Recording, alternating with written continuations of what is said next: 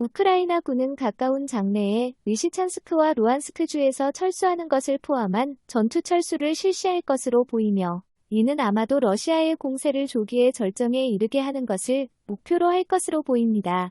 러시아 주재 루안스크 인민공화국 대사 로디온 미로슈니크와 러시아 밀블로거들은 우크라이나 군이 6월 28일 리시찬스크에서 시베르스크, 크라마토르스크, 슬로비안스크로 대규모 철수를 시작했다고 주장했습니다.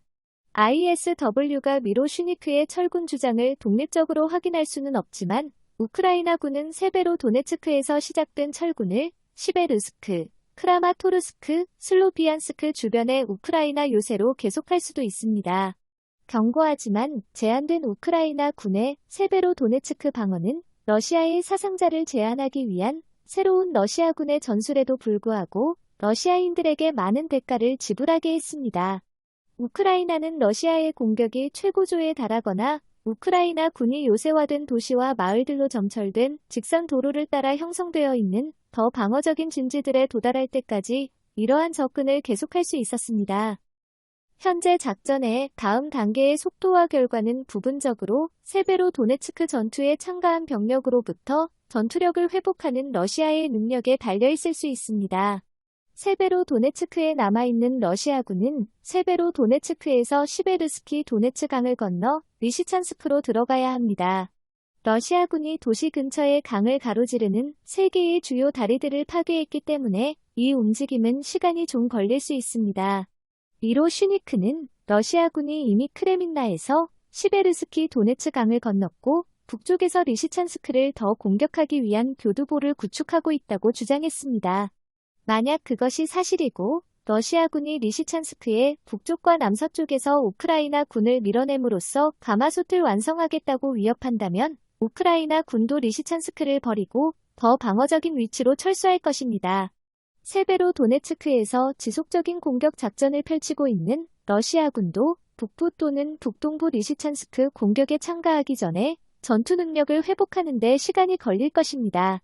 익명의 국방부 관리는 러시아군이 작은 영토를 얻기 위한 싸움에서 상당한 손실을 계속 감내하고 있으며 세베로도네츠크에서 싸웠던 러시아 부대들이 인원과 장비를 잃었을 가능성이 높다고 말했습니다. 그러나 세베로도네츠크를 점령한 러시아군의 위치와 병력은 현재로선 불분명합니다. 리시찬스크 남쪽이나 시베르스키 도네츠 강 건너편에서 러시아군의 공격이 눈에 띄게 가속화된다면 러시아가 세베로도네츠크에서 병력 재배치를 완료했다는 것을 의미할 수 있을 것입니다. 러시아군은 6월 29일 리시찬스크와 그 주변에서 공세를 계속했습니다. 우크라이나 총참모부는 러시아군이 리시찬스크에서 남서쪽으로 약 5km 떨어진 베르흐노 카미앙카 보보 초야리브카 전선에서 리시찬스크로 진격을 시도하고 있다고 밝혔습니다. 세르이 하이다이 루안스크주 주지사는 2개의 러시아 대대전술단이 리시찬스크를 향해 공격 작전을 펼치고 있지만 세베로도네츠크와 리시찬스크 주변의 장기간의 전투로 인해 이들 대대전술단은 상당히 전력이 부족하고 심하게 질이 저하되어 있을 가능성이 높다고 지적했습니다. 러시아군은 리시찬스크 내부에서 진격하고 있으며 보도에 따르면 도시의 남서부와 남동부 교외, 젤라틴과 고무 공장의 공업지대 영토에서 전투를 벌이고 있습니다.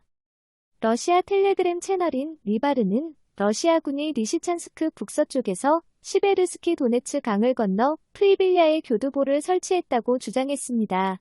이는 러시아군이 리시찬스크 돌출부 북서쪽 정점에 대한 점령을 완료하려는 것 아니냐는 관측입니다. 우크라이나 군은 리시찬스크 북쪽의 시베르스키 도네츠 강의 서쪽 강둑을 지키려는 노력을 줄이거나 포기했을 수도 있습니다. 왜냐하면 러시아군은 이미 서쪽 강둑을 따라 남쪽에서 리시찬스크로 진격하고 있기 때문입니다. 러시아는 또한 5월 15일 빌로오리우카에서 강을 건너려는 BTG를 우크라이나 포병대가 사살하도록 방임한 전술적 오류를 피하는 법을 배웠을 것입니다. 러시아군은 스피르네, 베레스토브, 베르흐노 카미앙카 지역의 리시찬스크 근처에 있는 T-1302 고속도로를 따라 형성된 정착촌들에 대한 공격을 계속했습니다. 러시아군은 이미 리시찬스크에 있는 병력을 지원하기 위해 우크라이나 군이 이 고속도로를 사용할 수 있는 능력을 박탈했습니다. 현재 남쪽에서 리시찬스크를 포위하기 위해 고속도로를 따라 작전을 계속하고 있습니다. 러시아군은 6월 29일 바흐무트 동쪽에서 공세를 계속했고 약간의 진격을 했습니다. 우크라이나 참모부는 러시아군이 이-40 바흐무트 슬로비안스크 고속도로를 따라 바흐무트 남동쪽 15km 이내에 있는 미드나 루다와 클리노베에서 부분적인 성공을 거두었다고 보고했습니다. 러시아 텔레그램 채널인 위바르는 바그너 그룹이 이끄는 분견대가 클리노베 내에서 전진하고 있으며 클리노베 바로 북쪽에 있는 포크로브스크에서 전투를 벌이고 있다고 덧붙였습니다. 우크라이나 총참모부는 러시아군이 BTG 한 개를 바흐무트 지역으로 이동시켰다고 언급했습니다. 이는 러시아군이 바흐무트 주변의 진지전들을 우선시하고 있으며 이-40 고속도로를 따라 형성되어 있는 그 도시를 직접 몰아치기 위해 바흐무트 남동쪽에서의 최근 진격을 활용하려 할 수도 있음을 나타냅니다. 러시아군은 전쟁 발발 직후 흑해에서 점령한 분쟁 지역인 우크라이나의 스네이크 섬에서 철수했다고 밝혔습니다. 목요일에 우크라이나에게 작지만 전략적인 승리를 가져다 주었습니다. 우크라이나는 동부 지역에서 유혈이 낭자하고 힘든 전투를 계속하고 있는 시점에 들려온 그들의 퇴각은 우크라이나의 사기를 북돋아 주었습니다. 포병 교환과 중요한 지역에 대한 통제 전환은 최근에 거의 승리를 가져다 주지 못했습니다. 러시아 국방부는 스네이크 섬에서의 철수를 선의의 표시이자 우크라이나로부터 곡물 등 농산물의 수출을 위한 인도주의적 통로를 만들기 위한 노력이라고 규정했습니다. 그러나 우크라이나 남부 항구 도시 오데사의 관리들은 러시아군이 우크라이나 군의 미사일과 포격 공격이 장기화된 후에야 철수했다고 말했습니다. 즈미이니 섬으로도 알려진 스네이크 섬은 남부 해안에서 약 25마일 떨어져 있으며 우크라이나 곡물 수출을 위한 선박 항로를 통제하고 주요 항구인 오데사에 접근하기 위한 중요한 전초기지입니다. 6월 30일 호의의 표시로 러시아 군대는 스네이크 섬에서 할당된 임무를 완수했고 그곳에 주둔하고 있는 수비대를 철수시켰습니다. 라고 러시아 국방부는 성명서에서 말했습니다. 우리는 러시아 연방이 우크라이나 영토에서 농산물을 수출하기 위한 인도주의적 통로를 조직하려는 유엔의 노력을 방해하지 않는다는 것을 세계 사회에 증명했습니다. 러시아군은 앞서 우크라이나 군의 격렬한 저항에 부딪혀 큰 손실을 입은 후 키이우와 중부 우크라이나의 다른 지역에서의 철수를 선의의 표시라고 표현했습니다. 국방부는 목요일 성명을 통해 이제 우크라이나 항구들에서의 지뢰 제거와 곡물 수송 재개는 우크라이나의 몫이라고 덧붙였습니다. 전쟁으로 인해 중요한 수송로가 끊겨 우크라이나의 농산물 수톤이 사일로에 갇히게 되었습니다.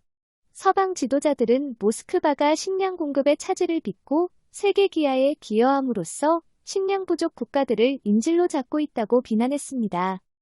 모스크바는 이에 대해 곡물 수송을 막지 않을 것이며 항구에서 지뢰를 제거하는 것을 오데사에 대한 공격을 재개하는 기회로 삼지는 않을 것이라고 맞섰지만 우크라이나 관리들은 그러한 확언을 경계해왔습니다. 서방 분석가들은 러시아의 스네이크 섬에서의 축출을 키이우의 전략적 승리이자 상징적인 것이라고 말했습니다. 전쟁연구소의 메이슨 클라크는 러시아군에게 이것은 중요한 패배라고 말했습니다. 크렘린궁은 루마니아 해안을 따라 오데사로 가는 해상로를 위협하기 위해 이 섬이 필요했는데 이는 선박들이 우크라이나 곡물과 다른 수출품들에 대한 러시아의 봉쇄를 피하는 가장 안전한 방법이라고 지적했습니다.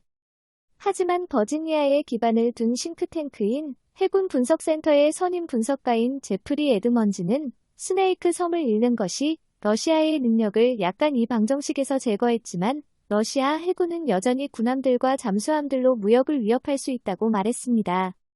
군사적으로 그것은 봉쇄를 약화시켰습니다. 라고 그는 말했습니다. 그러나 그것은 봉쇄의 필수적인 것은 아닙니다. 불과 0.06평방마일에 달하는 스네이크 섬은 전쟁 초기에 러시아 군함의 승무원들이 그곳에 있는 우크라이나 국경수비대의 작은 팀에게 항복하라고 그렇지 않으면 공격을 받을 것이라고 명령했을 때 데서트필드였습니다. 우크라이나인들은 불경스러운 모욕으로 대응했고 러시아인들은 발포했습니다. 저항자들은 처음에는 살해된 것으로 생각되었으나 후에 포로로 잡혔다고 합니다. 그들의 저항은 우크라이나 전역에서 우표와 포스터로 기념되었으며 그들의 나라를 지키기 위한 직결의 순간으로 환영받았습니다. 우크라이나군은 목요일 페이스북을 통해 러시아군의 철수를 확인했으며 오데사 인근 전투원들이 전략적으로 중요한 영토를 되찾는데 도움을 준 것에 대해 감사를 표했습니다. 카붐. 스네이크 섬의 러시아군은 더 이상 없습니다.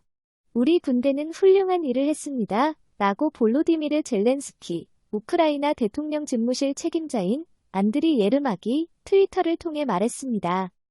우크라이나군은 최근 이 섬을 탈환하기 위한 새로운 임무를 수행해왔고 그곳에 있는 러시아군에 대해 여러 차례 공격을 가했습니다. 지난주 우크라이나 남부작전사령부는 스네이크 섬에 다양한 병력을 동원한 조준 타격을 가했다고 발표했는데 이로 인해 러시아군은 중대한 손실을 입었고 러시아 방공 시스템과 레이더, 차량들이 파괴되었습니다.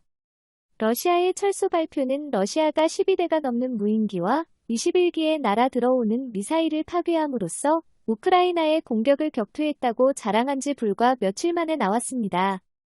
우크라이나의 스네이크 섬 추진 성공은 부분적으로 서방의 새로운 무기 공급 덕분입니다.